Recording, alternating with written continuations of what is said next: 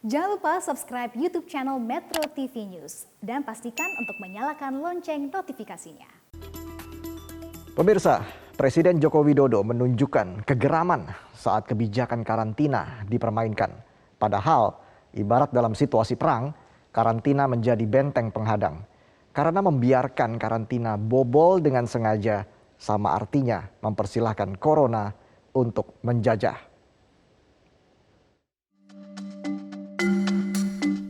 Masih ingat kasus karantina yang melibatkan selebgram Rachel Fenya yang telah divonis bebas lantaran berperilaku sopan yang telah menyuap sebanyak 40 juta agar lepas dari karantina?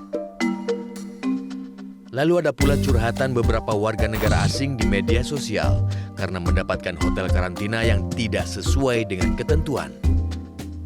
Bahkan, awal Desember lalu, pasien COVID-19 Omikron lolos dari karantina di RSDC Wisma Atlet karena ada campur tangan oknum yang memberikan dispensasi. Ada oknum-oknum yang tentunya memfasilitasi sehingga proses isolasi yang harusnya tetap berada di Wisma Atlet ini kemudian tidak berjalan seperti yang seharusnya. Jadi memang saat ini sudah tidak diberikan lagi dispensasi kecuali dengan kriteria tertentu.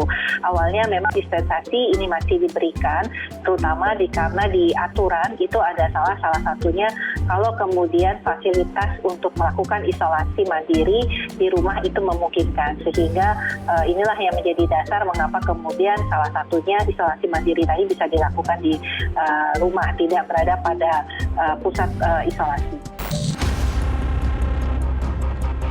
Itulah secuil contoh praktik culas mafia karantina yang memanfaatkan kondisi pandemi di Indonesia. Korbannya bukan saja pelaku perjalanan luar negeri WNA, tapi juga WNI, dan bisa saja telah menjaring ratusan, bahkan ribuan korban. Eksistensi mafia karantina bukanlah hal sepele.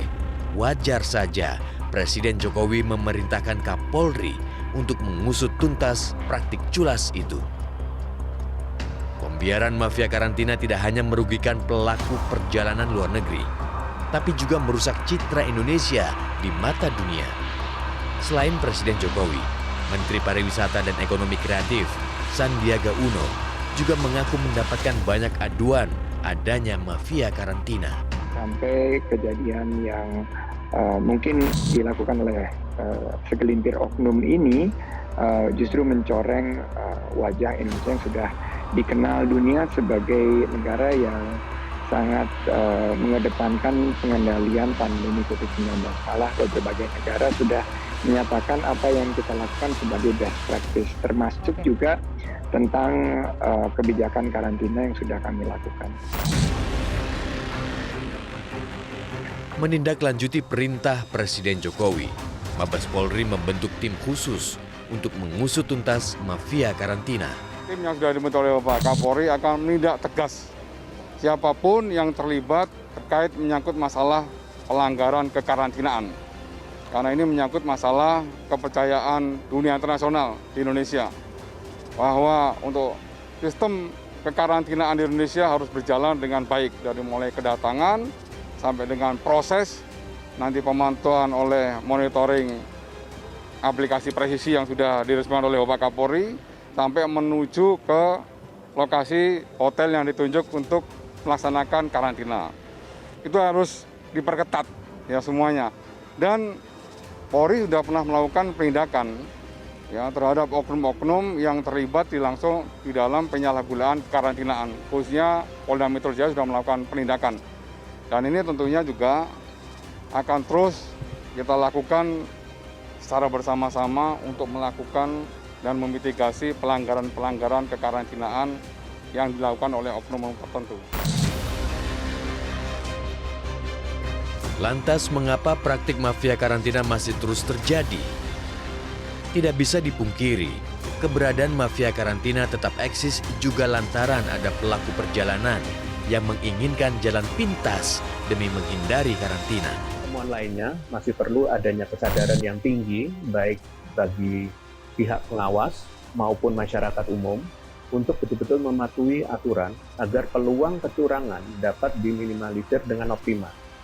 saya juga menghimbau secara khusus bagi masyarakat agar tidak memanfaatkan celah untuk melakukan kecurangan dan patuh terhadap aturan karantina yang ada.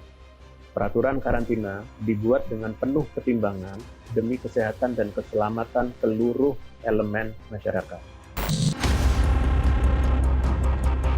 Mafia karantina adalah pengkhianat bangsa karena di saat pemerintah membendung serangan pandemi, mereka justru berlaku culas menimbun pundi-pundi. Ironi memang, karantina rapuh karena disengaja. Aturan yang semestinya diterapkan secara tegak lurus, sengaja dibuat bengkok. Padahal ibarat perang, karantina menjadi benteng penghadang. Karena membiarkan karantina bobol dengan disengaja, sama artinya mempersilahkan Omikron untuk menjajah.